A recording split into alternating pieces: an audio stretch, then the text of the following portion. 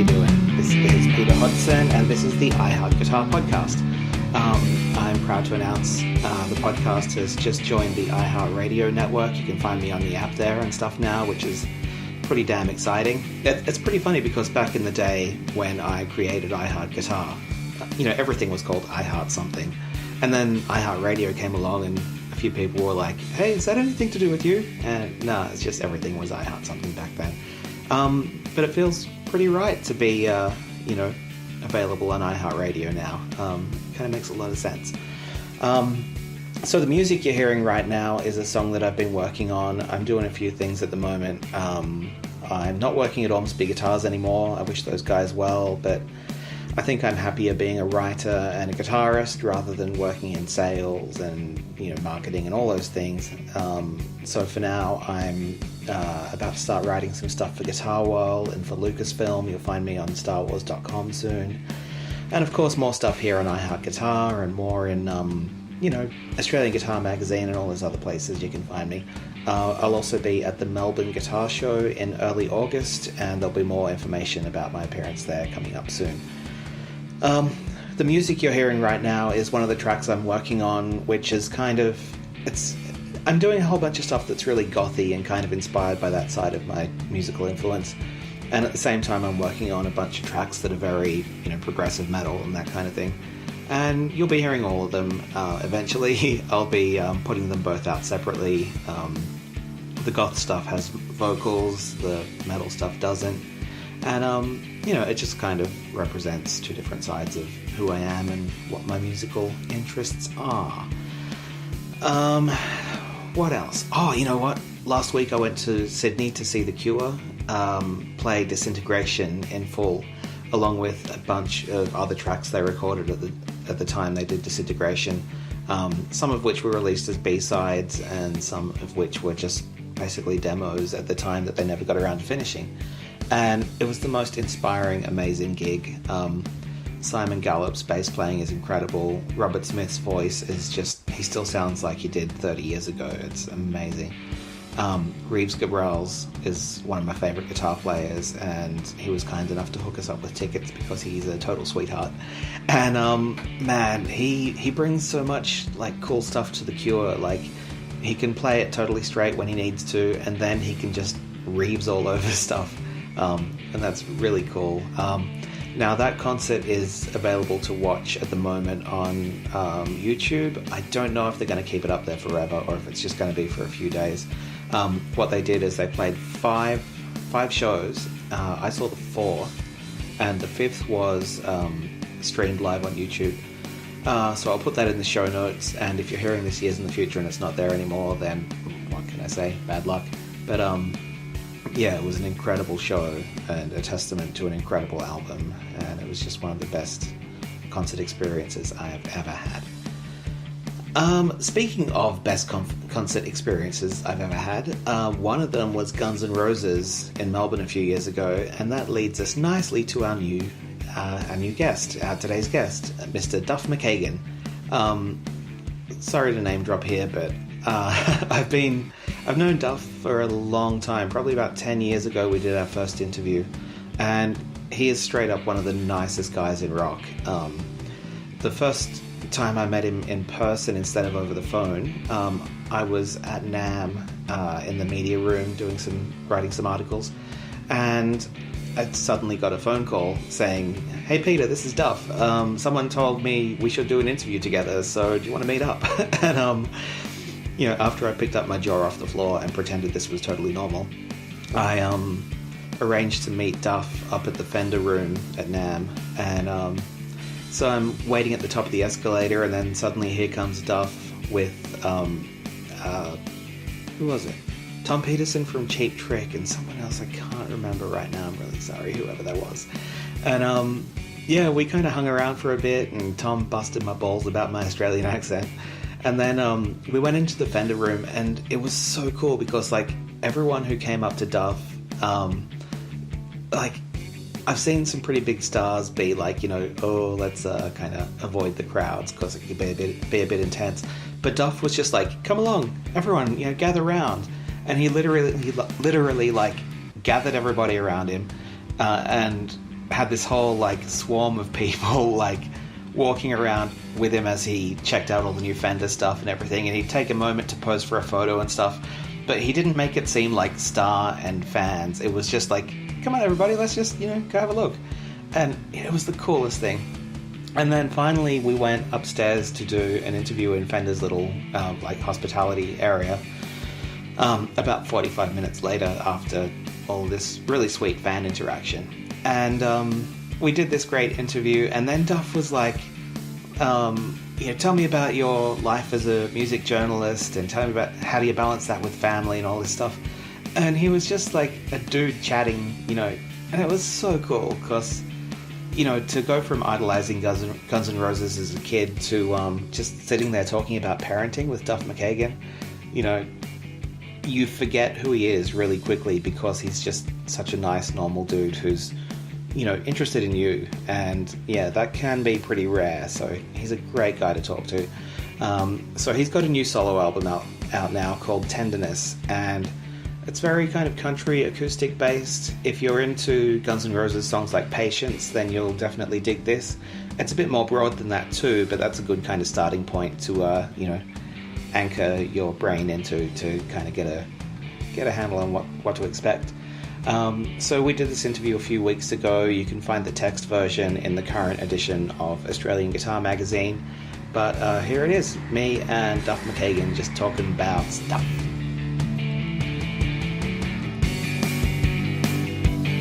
So, dude, this new Fender bass is beautiful, and I really wanted to ask you about it because in some ways it reminds me of a jazz bass that I saw you play with Walking Papers when you were down here with the Soundwave tour. Yeah, so it is.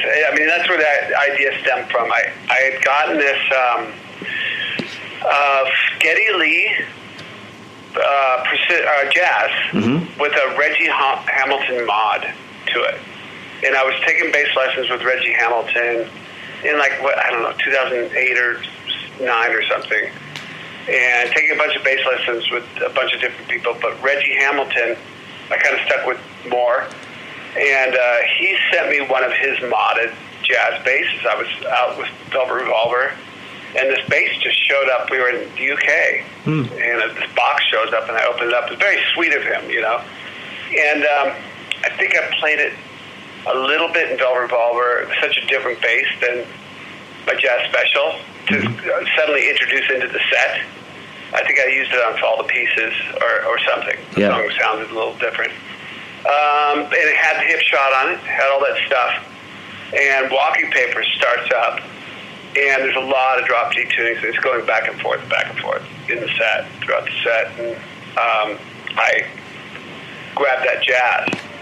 And it was just the same time when the Fender Super Bassman came out. And just that massive wall of bass sound through the grind channel with that bass was just kind of that was the thing I was playing for a solid 2 years. Yeah. And I guess Fender took notice. They have their artist relations guy, my guy, Michael Schultz. He's been really, really good with me throughout any stage of my career, And he asked me, I see you're playing that bass a lot. Do you want to do like a new signature with it that kind of encompasses that with your special? So we started with that, and basically that's what it is. It's a jazz neck with a block inlays. My Seymour Duncan, special pickup configuration. Same, painted black neck, but it's got a pick guard, so it's a hell of a good-looking bass. Yeah. And it just encompasses, like I would say, if you're a player like me in Walking Papers, where you're traveling slim and mean, and you really I got one bass. I could get around. I actually took just that one bass on a European run. Yeah. It's a little risky taking just one guitar, but I just took that one, and I could play the whole Walking Paper set. Never had to tune, Yeah. Just flipped the hip shot. That was good. Yeah. And so we did it. We worked on it for about a year and a half with Mick Bob, my tech, Mike Mayhew, and the guys at Fender. And maybe we worked on it for 2 years. But either way, I got a prototype. I folded it into the GNR set, and then I got a couple. Folded both of them into the GNR set. So I play like kind of almost half and half now. That said, I play all the Appetite stuff with my special. Play November Rain and maybe Estranged with my special. But I go to the new one for the rest of the set. The other 17 songs or whatever it is. Yeah. Do you find that you get inspired to play in different ways by different looks of an instrument or anything? Like, are you kind of visually driven in that way? I don't. That's a good. I've never thought of that. Because I know for me, I've got like a bunch of practically identical guitars, but they're different colors, and I feel like they bring different things out of me depending on which one I pick up. Yeah, I wonder, because I did when I went and played. I did this. I only started playing covers in about 2012, like other people's songs. Like in my whole career, punk rock bands, we wrote our own songs. Guns N' Roses, we wrote our own songs. Velvet Revolver, same thing. Loaded, same thing. Walking Paper, same thing. And there was this Kings of Chaos thing that we did. A bunch of different players from different bands. Billy Gibbons and Glenn Hughes and Steven Tyler, me and Slash, or whoever it would be, right? Yeah. There was like 5 or 7 different shows around the world, and suddenly I did this Led Zeppelin thing at EMP Museum. It was, I think, 14 Zeppelin songs with Jerry Cantrell, Barrett Martin from Walking Papers, the perfect John Bonham, Rich Robinson, Kim Thale. It was a pretty kind of enormous band, and I had played the John Paul Jones stuff, and we had to do it in front of Jimmy Page, right? That's the caveat. So everybody played, everybody woodshedded for weeks. I know I did. Yeah. 6 days a week in my basement, just 6 hours a day, shredding, learning John Paul Jones stuff, and I definitely, because I picked the jazz for that. Yeah. For those songs. And, because Zeppelin did drop down to D, My Time of Dying, right? I think it is. A couple songs I played. But yeah, you play more. Maybe I played, because I learned those John Paul Jones songs, lines. I might think more John Paul Jones when I'm playing that thing. Yeah, not a bad thing. Really no. Yeah. So let's talk about the new record. I saw that the the kind of announcement went out today, and I'm reading here about the vinyl version and the hardcover book. It looks like you've put a lot of work into this thing. I always do, when you put out a record. Well, I remember the taking, the videos for that and stuff. That was a whole experience too.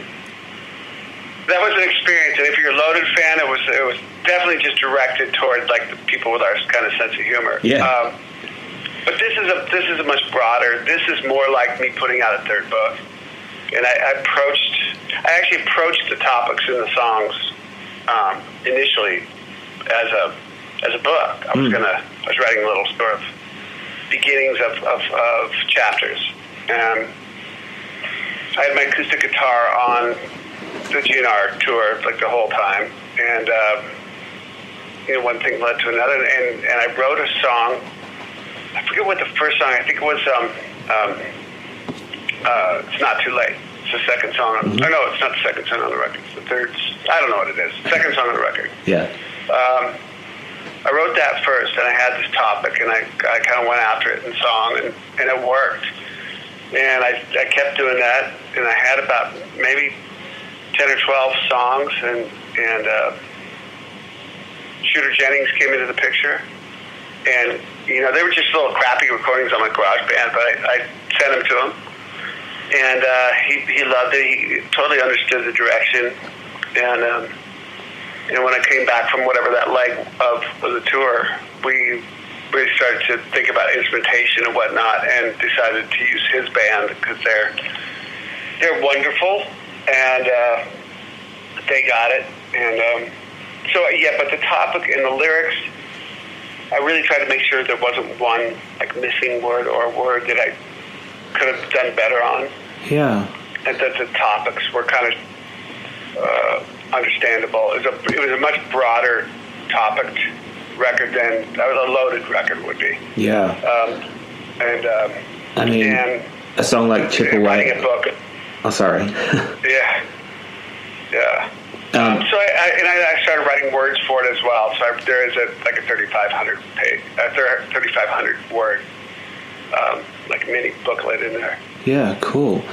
Yeah, a song like Chip Away is extremely current, you could say. Yeah. It's just, I read too much history, man, you know, and seeing things repeat themselves, and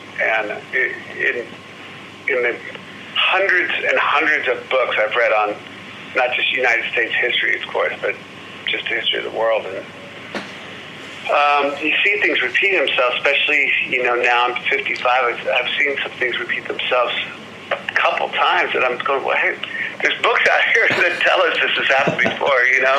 Here's what happened when this happened. But but it's Chip Away's a bit of a fun poke.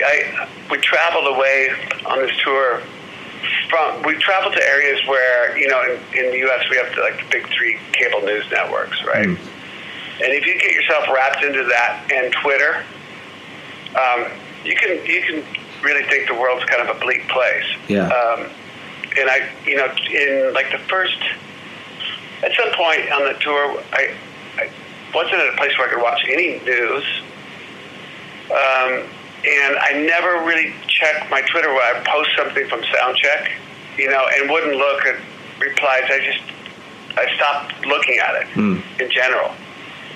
And my life, and I go out and I travel around and see tons of places when I'm on tour. I don't just stay in the hotel, you know, and because I go to a bunch of different places, I talk to a bunch of different people. And I kind of found out, you know, like we're not as divided as people would like to scream about on Twitter or on the news. And as a matter of fact, we're not really. We're all in this together, you know, and that's really the thesis of the record. Yeah.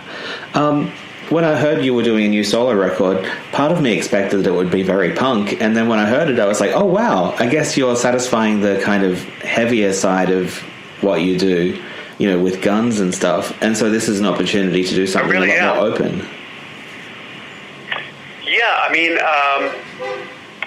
so it's a type of music I've approached a couple times. I did a song called Wasted Heart and Loaded, and you know, I did that Thunder song for GNR a long time ago. It's probably based more in Can't Put Your Arms Around Memory than anything else, like that style of song. Yeah. Making the record with Shooter, he turned me on to a Willie Nelson record that was like it was called Phases and Stages, and it's a concept record about a divorce he went to in like '77. And he had me listen to it just for instrumentation wise and it being a concept record, which mine also sort of is. You know, it's kind of if you're reading maybe a social political book, that would be it. Maybe that's where you find it under. I don't know. Yeah. Observational book.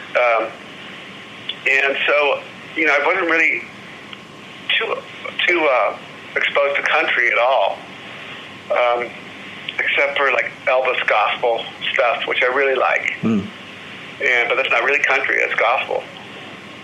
And but Shooter and I had a kind of a theme going through it musically, like it was cool ELO mixed between the '80s McCartney record with Temporary Secretary on it, Yeah. Like a bunch of different weird influences we, tried to draw from.